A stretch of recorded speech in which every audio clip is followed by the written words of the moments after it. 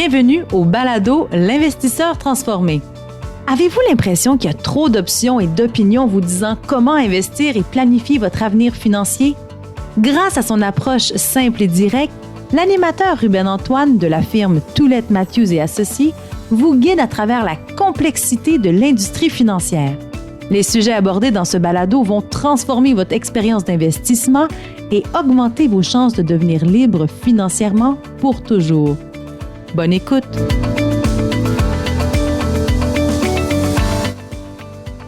Bonjour, mon nom est Ruben Antoine, animateur du balado L'investisseur transformé. Aujourd'hui, nous allons prendre une approche différente pour l'épisode d'aujourd'hui. Nous avons demandé à nos auditeurs et auditrices de nous fournir des questions que nous pouvons répondre directement sur le balado. Donc, c'est une belle opportunité de recevoir de la part du public non seulement des sujets à traiter, mais aussi de savoir quelles sont leurs inquiétudes, leurs préoccupations financières en ce moment. Nous avons reçu quelques questions et j'ai décidé d'en retenir 2 qui sont très pertinentes dans le contexte actuel. Je vais donc vous laisser entendre chacune des questions que nous avons retenues et après, je fournirai nos perspectives sur le sujet. Salut Ruben! Premièrement, j'aimerais te féliciter pour ce tout nouveau podcast que tu fais en français sur la finance. Les sujets sont vraiment intéressants et j'apprécie beaucoup qu'ils soient en français. Mon nom est Martine Saint-Louis et je suis de Chicoutimi. Ma question aujourd'hui pour toi est: quelle approche faut-il prendre avec nos investissements en temps de guerre? Comme nous le savons, il y a un conflit entre la Russie et l'Ukraine qui crée beaucoup de volatilité. Est-ce qu'il faut sortir du marché et attendre que tout cela se calme? Ou faut-il plutôt, au contraire, investir plus pendant que le marché est en baisse? Merci Ruben. Bonne journée. Merci Madame Saint-Louis pour votre question. Avant de répondre à la question d'un point de vue financier, il faut que je mentionne que c'est un sujet vraiment difficile, car on a une collègue ici à notre firme à TMA qui a des proches en Ukraine. Chaque fois qu'on parle de guerre, on le sait tous qu'il y a avant tout des tragédies humaines. Il y a des gens qui perdent leur vie et il y a des familles déplacées. Donc, nous envoyons toutes nos pensées à ces gens-là et surtout toutes nos prières à la famille de notre collègue dans ces temps difficiles. Donc, à la première question de Mme Saint-Louis qui est de « Est-ce qu'il faut vendre ses placements et attendre que ça se calme ?» Ma réponse est non. Il ne faut jamais vendre et rester en argent quand la bourse bouge à court terme. Pourquoi? Parce qu'en faisant cela, on se met dans une position de manquer une reprise potentielle. Et ce genre de reprise-là, ça peut se faire de façon très imprévisible et très rapidement. Ces reprises-là, qu'on regarde dans le passé, ça peut faire toute une différence dans votre portefeuille. Je vais vous donner un exemple. On se rappelle tous, en février et mars 2020, c'était la COVID. La COVID venait d'arriver dans notre coin de pays. Beaucoup de panique, beaucoup de mauvaises nouvelles, beaucoup de manchettes médiatiques négatives. Et la bourse a fait une des plus grandes baisses rapides de l'histoire. Ça a baissé de 35% en 3 semaines, entre mi-février et la mi-mars. Donc, si un investisseur avait vendu et était resté en liquidité pendant ce moment-là, en se disant que c'est la bonne chose à faire parce qu'il y a un crash financier, ils annonçaient des faillites massives parce qu'on fermait les économies, cet investisseur-là serait en liquidité. Et puis, mettons qu'après, cet investisseur-là aurait manqué, parce qu'il n'est pas réinvesti dans le marché, aurait manqué les 5 meilleures journées de l'année 2020, le rendement à la fin de l'année, si on regarde le SP500 de cet investisseur-là, aurait été de moins 18%. Moins 18%. Comparativement à un autre investisseur qui serait resté investi tout le long de l'année 2020, incluant la grosse baisse de moins 35% entre la mi-février et la mi-mars, le rendement à la fin de l'année de ce deuxième investisseur aurait été de plus 18%. Donc là, on parle vraiment d'une différence de 5 jours. Pas 5 mois, pas 5 semaines, on parle de 5 jours. Un investisseur qui serait resté en liquidité et a manqué juste 5 jours de reprise aurait eu une différence de rendement de 36%, donc moins 18% à la fin de l'année, comparativement au deuxième qui a eu plus 18%. Ça montre à quel point que ce n'est pas une bonne stratégie de faire des sorties, des entrées et des sorties ici et là, basées sur nos émotions et comment nos émotions sont influencées par rapport aux événements autour de nous. Si on parle plus particulièrement du conflit en Ukraine, Moi, je dirais que la bonne stratégie, si on regarde le passé, l'historique en général, les bonnes pratiques d'investissement, c'est de rester investi. Et je dirais aussi que il faut qu'on se le dise, hein, malheureusement, une guerre, c'est pas un événement inhabituel. Des périodes de guerre, ça fait malheureusement partie intégrante de l'histoire du monde. Et si on regarde le passé, ce que le passé nous a appris, c'est que même s'il y a eu plusieurs guerres et des conflits géopolitiques dans l'histoire, les marchés boursiers nous ont montré qu'ils sont résilients, qu'à long terme, ils continuent à monter. Donc, cela justifie le fait qu'il ne faut jamais vendre en panique quand ça baisse. Cela étant dit, certaines personnes vont me dire, écoute Ruben, cette fois c'est différent, on parle de peut-être risque de bombe atomique, de troisième guerre mondiale. Tout ça, pour moi, quand on pense comme ça, on exprime notre peur par rapport à l'événement actuel. Il ne faut jamais laisser la peur gérer notre portefeuille. Si l'événement actuel nous cause de l'anxiété, on peut essayer de non seulement ne pas regarder les médias sociaux aussi souvent ou changer de chaîne de télé si on sent que les événements, les nouvelles négatives nous affectent. Peut-être moins consulter le portefeuille parce que quand on voit les variations à court terme, ça peut donner un certain stress. Et si après tout ça, on se sent encore un peu anxieux par rapport à ce qui se passe, c'est peut-être parce qu'on n'est pas dans le bon portefeuille. Peut-être le portefeuille ne correspond pas à votre profil, il est un peu trop agressif, trop d'action. Dans ce cas-là, ça serait bien d'avoir une discussion avec votre conseiller pour voir si vous devez faire à long terme, éventuellement être dans un portefeuille qui est moins exposé aux actions. J'espère que ça répond à la première partie de la question, mais Mme Saint-Louis avait une autre question qui était « OK, on comprend qu'il ne faut peut-être pas vendre quand ça baisse, mais faut-il en acheter plus? » Pour répondre à cette question, moi, je dirais, on va retourner un peu dans l'histoire parce que on va aller chercher un peu d'historique puis se donner un peu de perspective pour voir qu'est-ce qui s'est passé dans les conflits géopolitiques de l'histoire. Il y a une étude qui a analysé 22 conflits. Ce que l'étude a montré, c'est qu'en moyenne, quand il y a eu des conflits, le marché a baissé de 5%. Et après, ça a pris environ en moyenne 2 mois pour que le marché reprenne. On le sait, le passé n'est pas garant du futur, mais on peut quand même apprendre de l'histoire pour voir comment les marchés réagissent durant les conflits. Donc, j'ai quelques exemples. En 1962, c'était la crise de missiles de Cuba. Donc, si vous vous rappelez, c'était un épisode où il y avait beaucoup de tensions géopolitiques. C'était la guerre froide. Il y avait 2 grandes puissances, la Russie et les États-Unis, qui se préparaient quasiment à aller en guerre atomique avec des bombes atomiques. Donc là, le marché avait baissé de 7%. Un an après, le marché avait fini avec un rendement positif de plus 32. Un autre exemple, en 1979, les Soviétiques ont envahi l'Afghanistan. Le marché avait baissé de 5%. Un an après, la reprise avait fini avec un rendement positif de 26%. Donc ça, c'est juste pour vous montrer des exemples où on voit que oui, des conflits, ça peut causer de la volatilité à court terme, mais en général, quand on regarde certains événements du passé, à long terme, quelques années après, le tout a été récupéré, même encore plus. La même chose s'est passée pour des conflits un peu plus planétaires comme la Deuxième Guerre mondiale entre 1939 et 1945. Pendant ces années-là, si on regarde la fin de la Deuxième Guerre mondiale, les marchés ont été positifs pendant ce temps-là. Donc, on ne peut pas prédire l'avenir. C'est sûr qu'on ne sait pas encore ça va être quoi la tournure future de la guerre en Ukraine et l'impact que ça va avoir sur le marché. Mais ce qu'on sait, c'est que l'humain est résilient. Les bonnes compagnies que vous achetez quand vous investissez dans le marché boursier, eux, ils vont continuer à vendre leurs produits, continuer à vendre leurs services. Ils vont s'adapter, ils vont continuer à progresser même en temps de guerre. Même s'il y a des grands événements et des conflits géopolitiques, c'est toujours mieux de ne pas vendre en panique, de rester investi pour profiter des rebonds et même si possible d'acheter davantage durant les turbulences du marché pour pouvoir acheter à de meilleures valeurs et bénéficier de la reprise. C'est ça qui est à faire du point de vue financier, mais encore une fois, nous regardons tout cela d'un point de vue de principe d'investissement. C'est important de dire que nous ne minimisons pas le drame humain qui se passe en ce moment en Ukraine. Donc, Madame Saint-Louis, j'espère que cela a répondu à votre question et j'espère que tout le public vous sentez mieux équipé pour passer à travers la volatilité à court terme durant les prochaines semaines. Ceci étant dit, nous allons passer à la deuxième question du public. Bonjour Ruben. Mon nom est Réginald Cinéas de Brossard. Ma question concerne l'inflation. On remarque tous l'augmentation des prix lorsque nous faisons notre épicerie ou en mettant de l'essence dans notre auto. Je comprends l'effet négatif que ça peut avoir sur le pouvoir d'achat des gens. Mais quel est l'impact de l'inflation sur les portefeuilles de placement? Très bonne question, Monsieur Cinéas. On entend beaucoup parler d'inflation dans les nouvelles.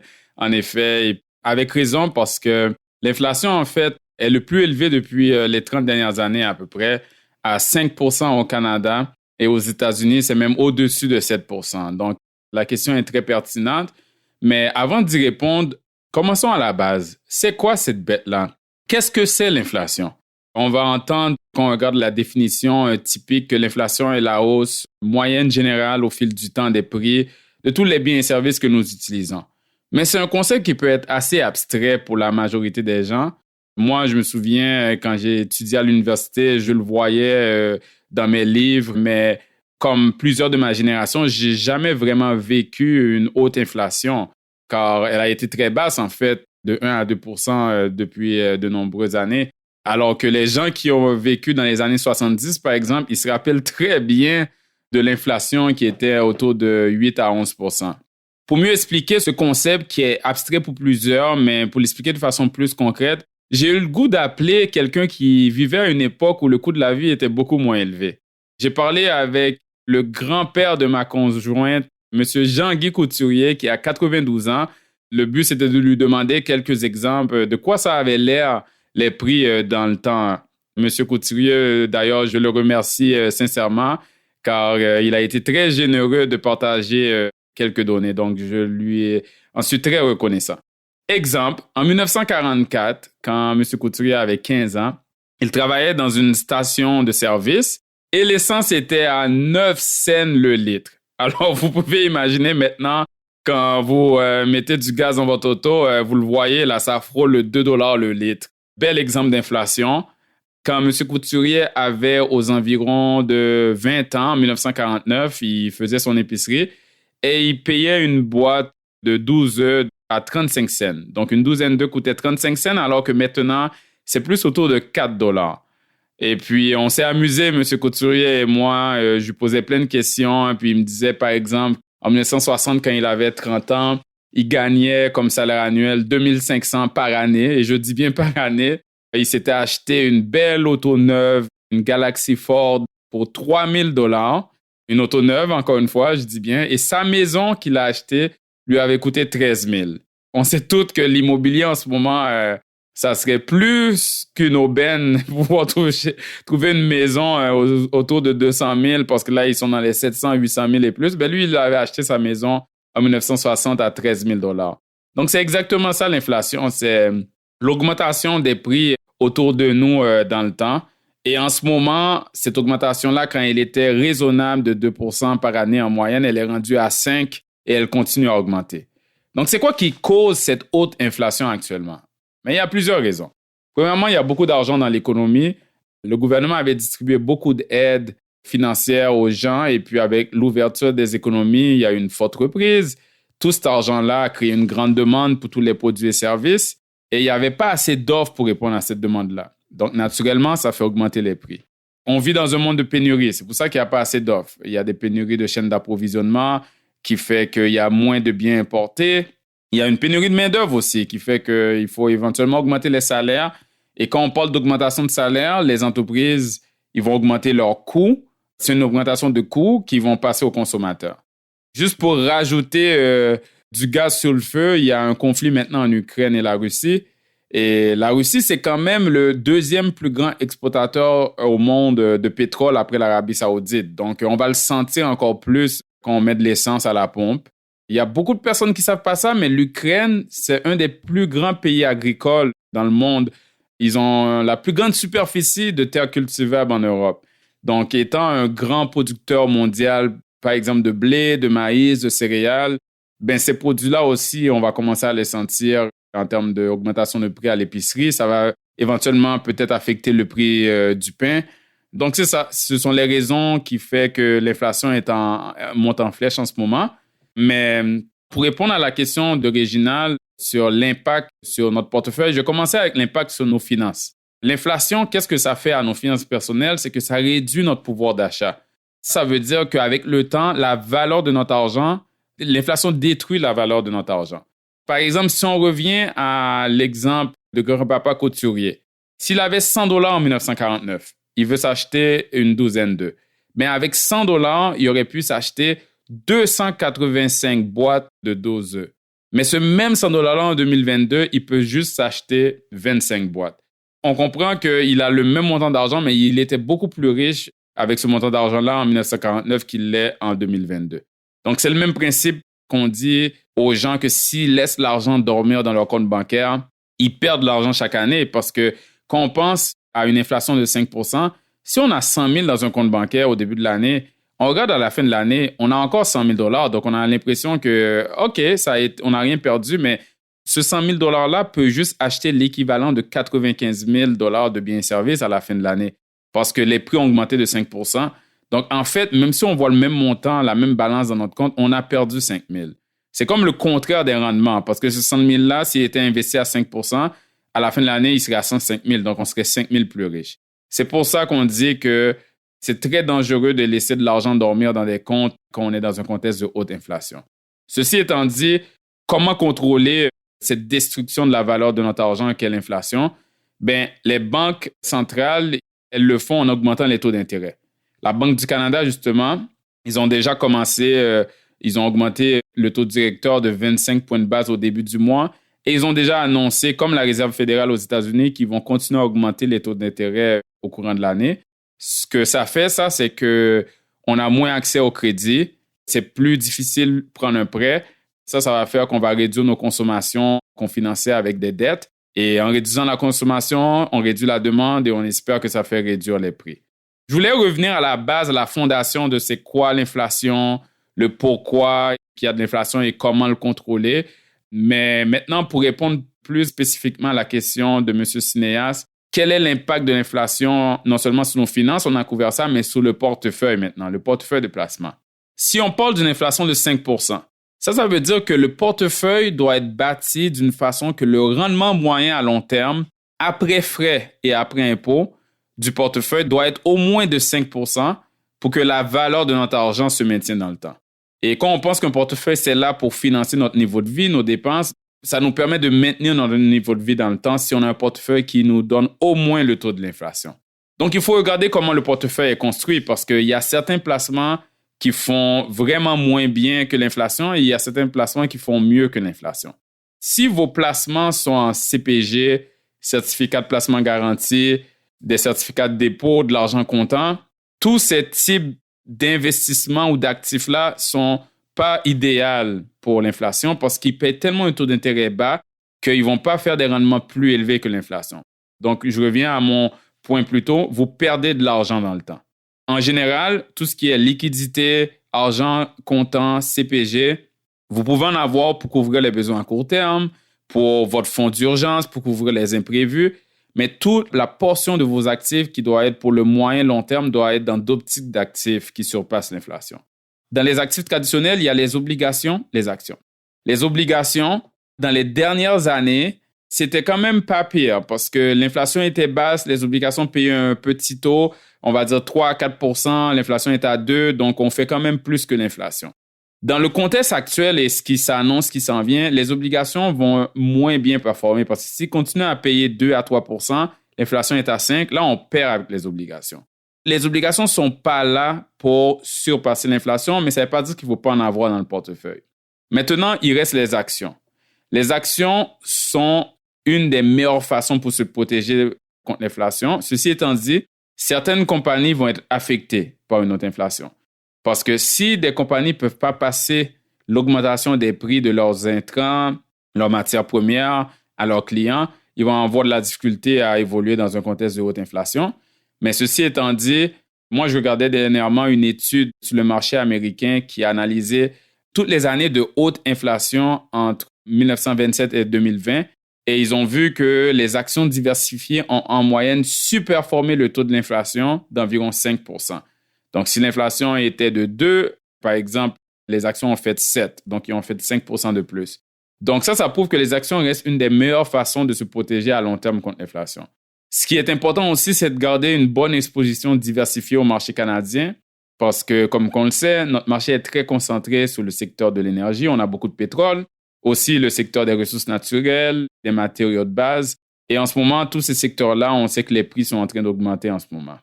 Si vous avez des compagnies de type valeur et de petite capitalisation, ben c'est très bien aussi parce qu'à très long terme, en moyenne, quand on regarde l'historique, ce type de compagnie-là a eu tendance à surperformer l'inflation de 12%.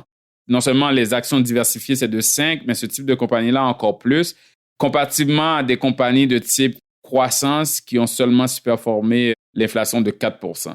On peut le voir en ce moment-là, il y a une tendance qui semble encore se dessiner similairement. Si vous regardez le Nasdaq, les compagnies technologiques, ben, ils performent beaucoup moins bien en ce moment avec l'inflation qui augmente. Donc, avec tout ça, qu'est-ce qu'il faut faire? Premièrement, discutez avec votre conseiller pour voir si votre portefeuille est bien structuré dans un contexte de haute inflation avec une bonne exposition diversifiée aux actions. C'est sûr que si vous faites des changements, par exemple, assurez-vous que tout changement, ça respecte votre profil personnel et votre tolérance au risque. Puis, attention, inflation, ça ne veut pas nécessairement dire zéro obligation. Je sais que les obligations, je vous l'ai dit tantôt, ça ne va pas nécessairement superformer l'inflation juste à cause du rendement moins élevé que le taux d'inflation actuel, mais les obligations, ils ont un rôle de stabilisateur dans le portefeuille. Quand il y a une récession là, ou un crash boursier, on est content d'avoir des obligations. Donc, selon votre profil personnel, toute la discussion que je viens de faire, ce n'est pas nécessairement pour dire qu'il faut enlever toute obligation d'un portefeuille. Deuxièmement, ce que vous pouvez faire aussi, c'est de revoir votre plan de retraite. Vous pouvez faire une analyse de scénario avec votre conseiller. Avec le logiciel de planification financière, votre conseiller peut tester différents scénarios en mettant une haute inflation pour voir si l'inflation reste élevée pendant les 5 prochaines années, comment ça affecte mes projections de retraite, comment ça affecte mes finances personnelles, est-ce que je peux quand même atteindre mes objectifs? Donc ça, c'est vraiment important. Donc, c'est pas mal tout ça. En gros, moi, ce que je vais dire en sommaire, c'est que on a parlé plutôt de la guerre en Ukraine, là, on parle d'inflation. Ces deux événements-là, ils s'annoncent être les principaux risques qui vont causer de la turbulence en 2022 jusqu'à maintenant. Il y a toujours des imprévus qui peuvent arriver. Mais à la base, là, la meilleure protection, la meilleure défense contre les incertitudes, ça reste une bonne diversification, non seulement mondiale, mais en différentes classes d'actifs. Puis ce principe-là, ça demeure vrai dans les moments de guerre, de crise ou toute autre préoccupation ou turbulence à court terme. En gros, je vais vous dire, ça conclut en fait l'épisode questions-réponses. Merci beaucoup à Martine Saint-Louis et à Réginald Cinéas de nous avoir envoyé leurs questions. J'aimerais vraiment faire d'autres questions-réponses, des épisodes comme ça où on reçoit des questions du public. Donc, si vous aimez ce format, n'hésitez surtout pas à m'envoyer vos questions sur l'investissement, des idées de sujets à traiter sur la finance personnelle en format audio, par courriel, à ruben@tma-invest.com. Donc, merci beaucoup pour votre écoute et on se retrouve au prochain épisode de l'Investisseur transformé. Salut! Vous venez d'écouter l'Investisseur transformé, animé par Ruben Antoine. Veuillez visiter le site web tma-invest.com pour vous abonner au balado, demander une copie gratuite du livre L'Investisseur transformé et pour en savoir plus sur la façon dont notre firme aide les investisseurs à atteindre leurs objectifs financiers. Merci. Les investissements et stratégies financières doivent être évalués en fonction de vos objectifs personnels. Les auditeurs doivent alors effectuer leurs propres recherches et consulter un conseiller dans le domaine avant de prendre des décisions sur leur placement et finances personnelles avec les informations fournies dans ce balado.